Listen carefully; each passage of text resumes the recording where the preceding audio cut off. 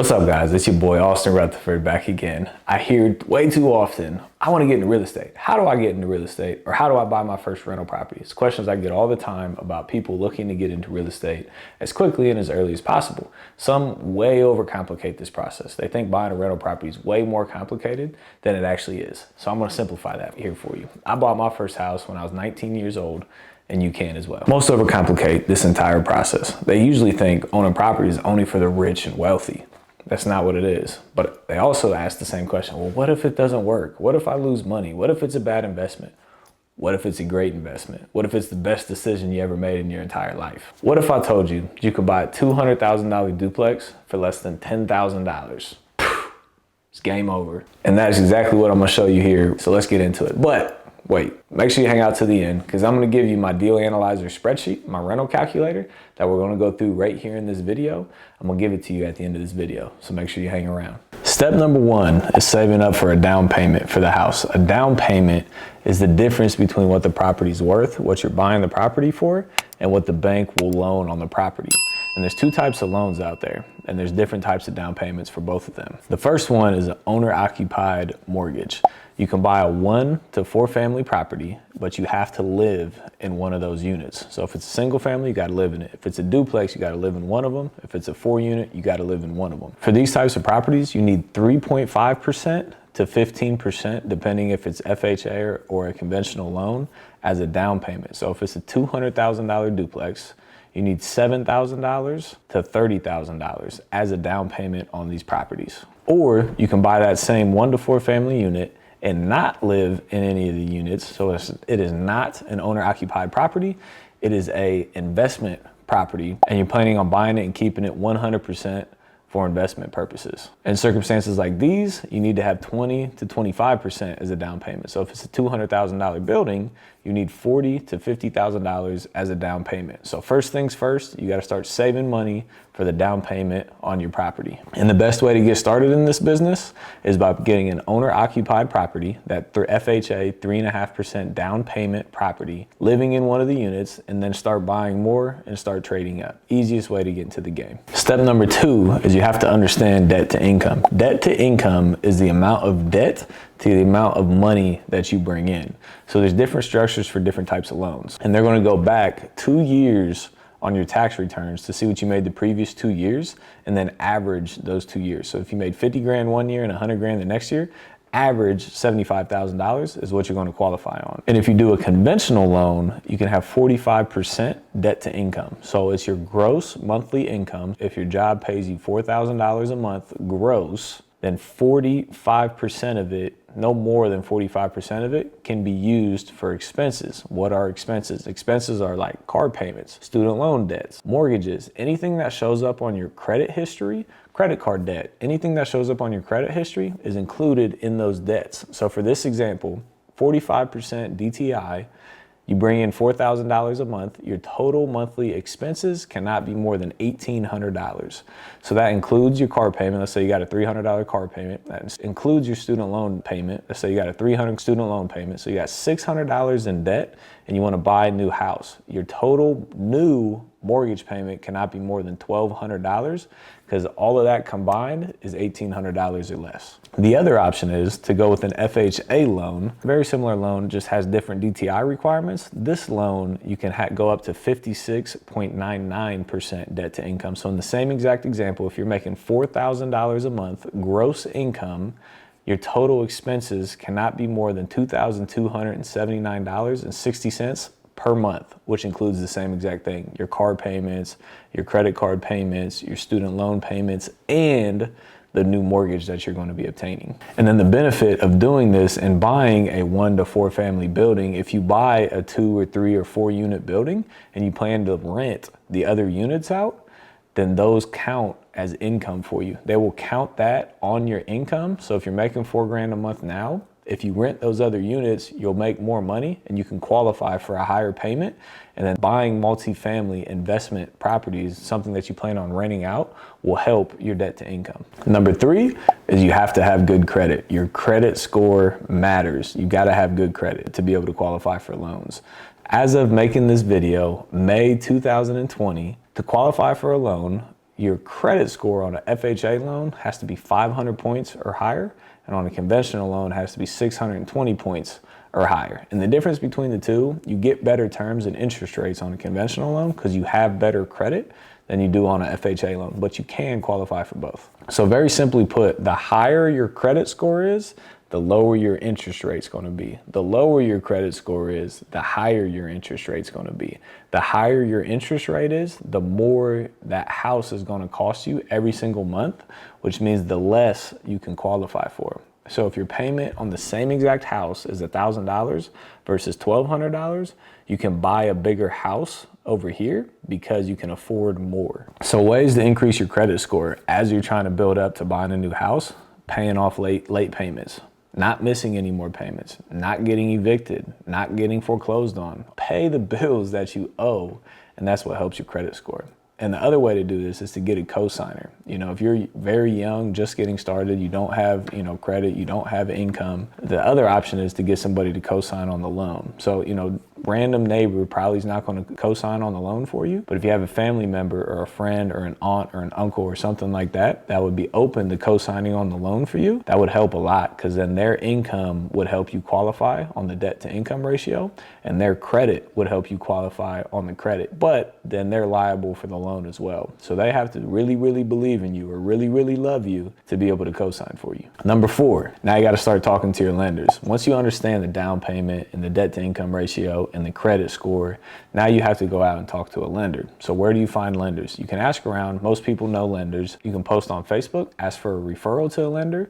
You just have to get in contact with a few lenders and then get on the phone and call them and see what their process is. Different lenders have different fees. Some have underwriting fees, some have origination fees, some have points on the loan. So you want to talk to a few different lenders to see what the best terms and the least amount of money that you can have for a loan is. And then the lender will do that math. We'll run your credit, we'll do a debt to income check, we'll do a credit check. They'll tell you exactly what you can qualify for. They'll say, hey, you can afford a house of $300,000 with a 5% down payment, assuming that the taxes are $3,000 a year. They'll tell you exactly what you can qualify for. And then once you understand what you can qualify for, now comes the fun part. So step number 5 is the fun part.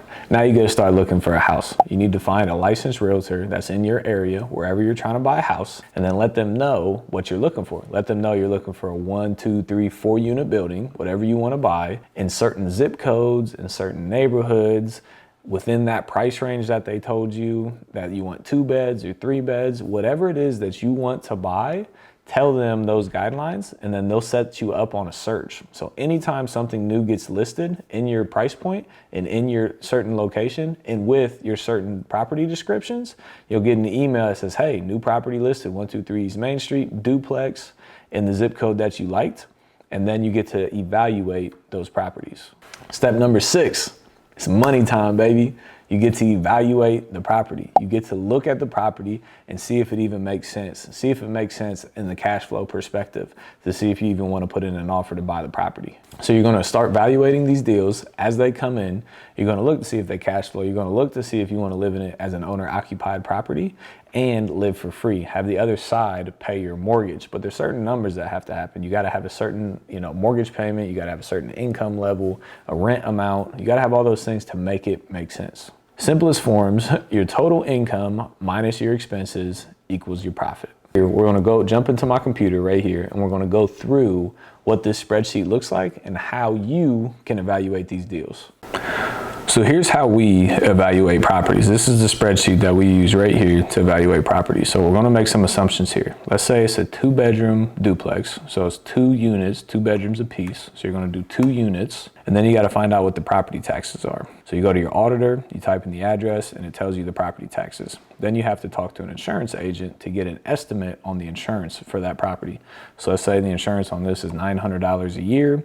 You're going to manage it yourself, so you do not have a property management expense in here. And then what are you buying the property for? This is the after repaired value. So what are you buying it for? Let's say you're buying it for $200,000.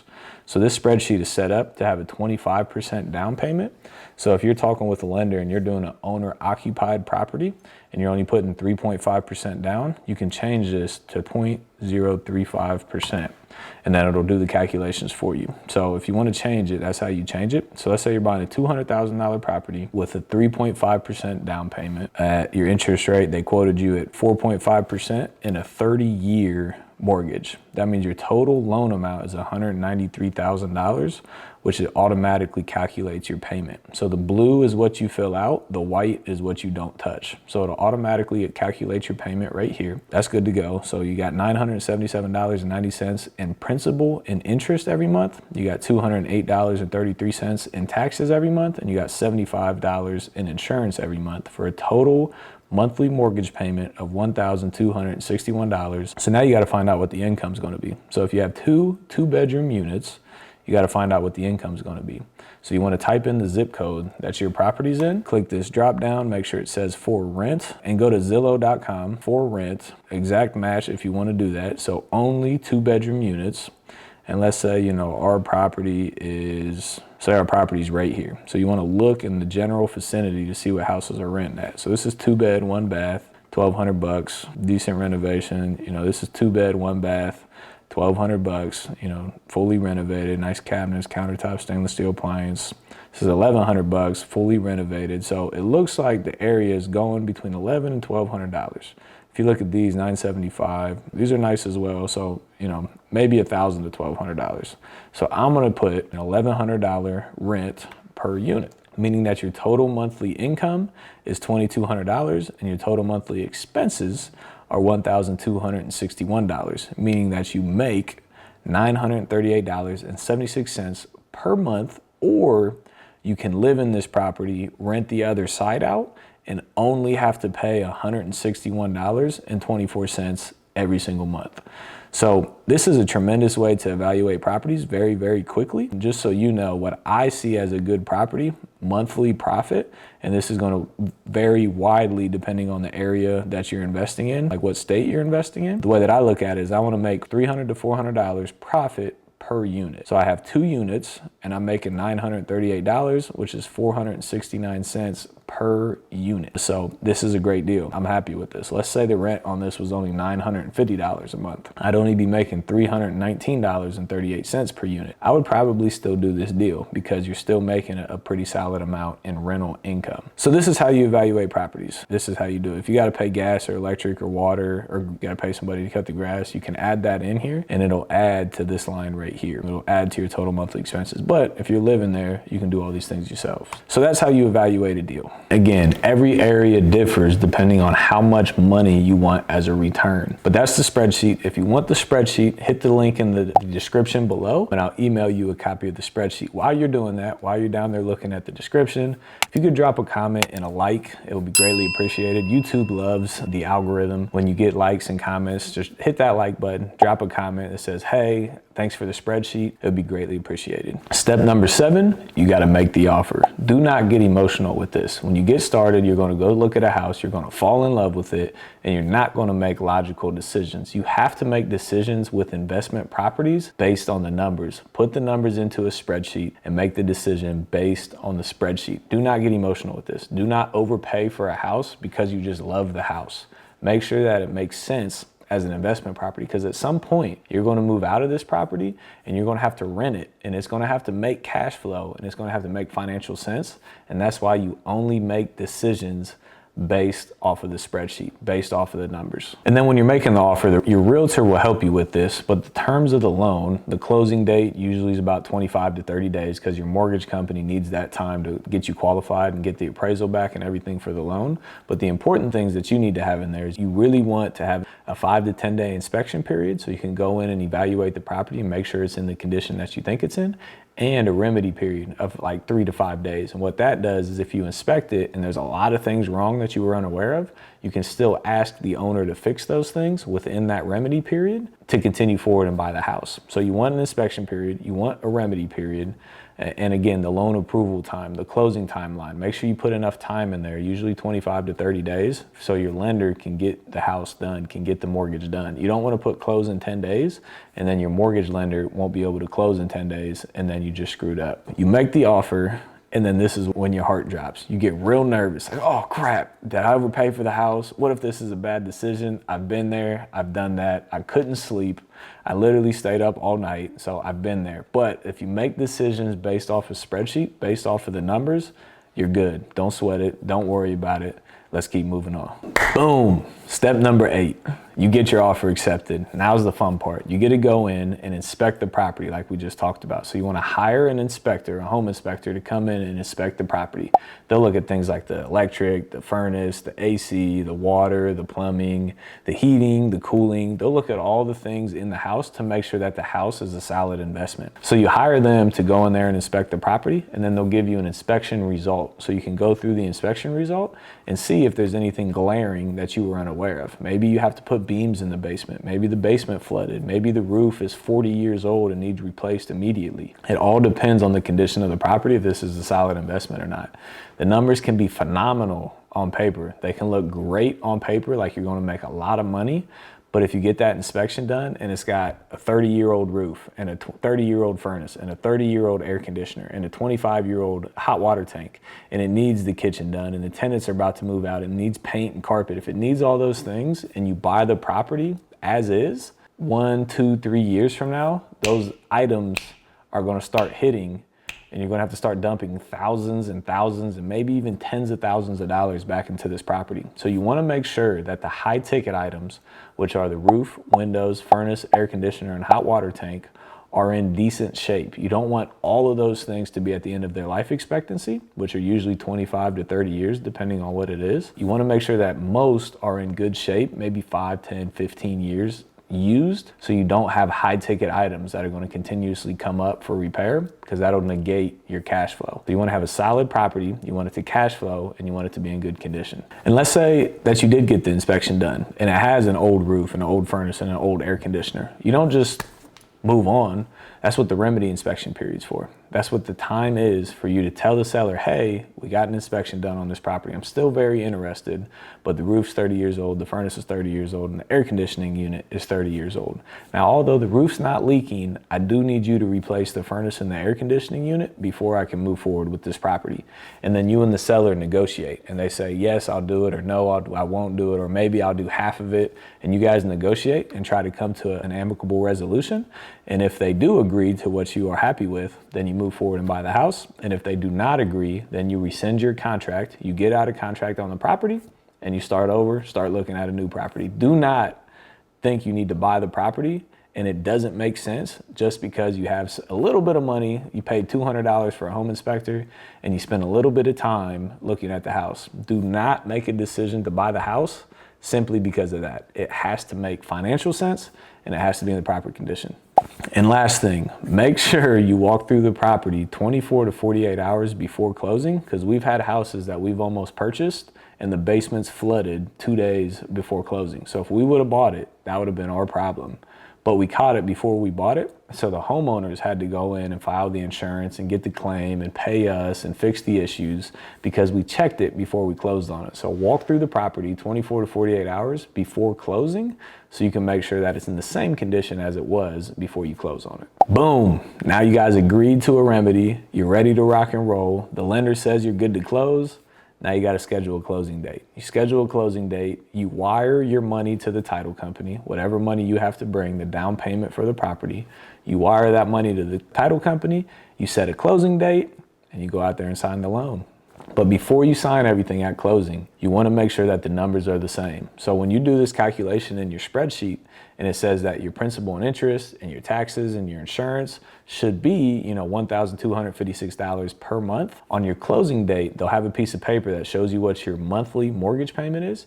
And you want to make sure that those two numbers are the same. Make sure that they didn't adjust your interest rate up for whatever reason, and make sure that it matches so you don't get stuck with the short end of the stick. Don't forget, like I told you, that link's in the description. Grab a copy of the rental calculator, hit the link. While you're down there, drop me a comment. Boom, now you bought the house. Congratulations. You purchased the house. Now you got to figure out what your plan is with the house. Now the first direct deposit is the best part, but you have 3 options right here. You can keep the tenants completely as is. If they're already in there paying a market rent, paying what they should be paying, you keep everything as is. Number 2, you increase the rent. So you say, hey, here's the letter to the tenants. Hey, I'm the new owner. I understand that you're paying $900 a month. Here's your 30-day notice. We have to increase the rent to $1,100 a month.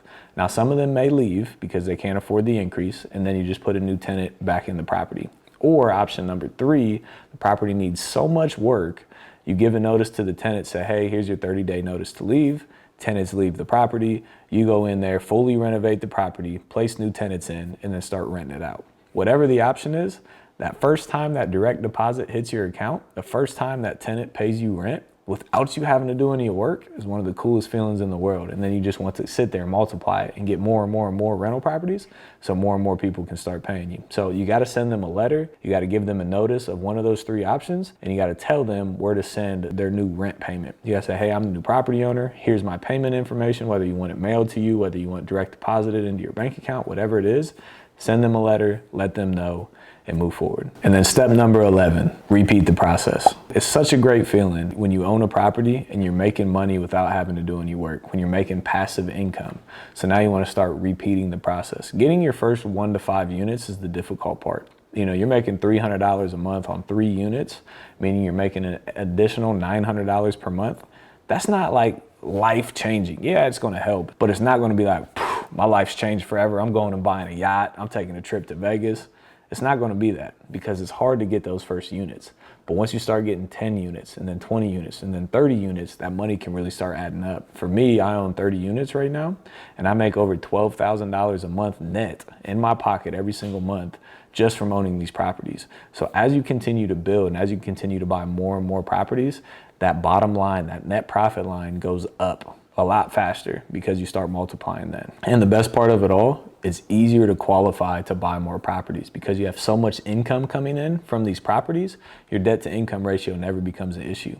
It's never an issue again. Your credit score normally is never an issue again because you're paying these payments every single month. A lot of them, your credit score goes through the roof. So as you get more and more rental properties, it becomes easier and easier to afford more rental properties. It's not as complicated as most people make it out to. Most people think they need $100,000 to buy a house. You don't. We just gave you an example of how you can buy a $200,000 duplex for $7,000 plus a little bit of closing costs. So get into the game as soon as possible. Don't forget, we're giving you our rental calculator. Hit that description below. Sign up. We'll email you a copy of our rental calculator so you can use to evaluate your deals in literally 1 to 2 minutes. Simplifies the entire process. And as you're doing this, if you want to find better deals, not just working with a realtor, not just looking at the MLS, if you want to find better deals that are more profitable, check this video up here, which teaches you how to find your own deals. And if you want to use this same strategy and use it to live for free, live your entire life 100% for free, make sure you check this video here, how to live for free all day, every day. YouTube loves the algorithm when you hit that like button. Please hit that like button. Don't forget to subscribe so you can get all of our videos in the future. Drop a comment below. Appreciate you guys being here. Catch you on the next one.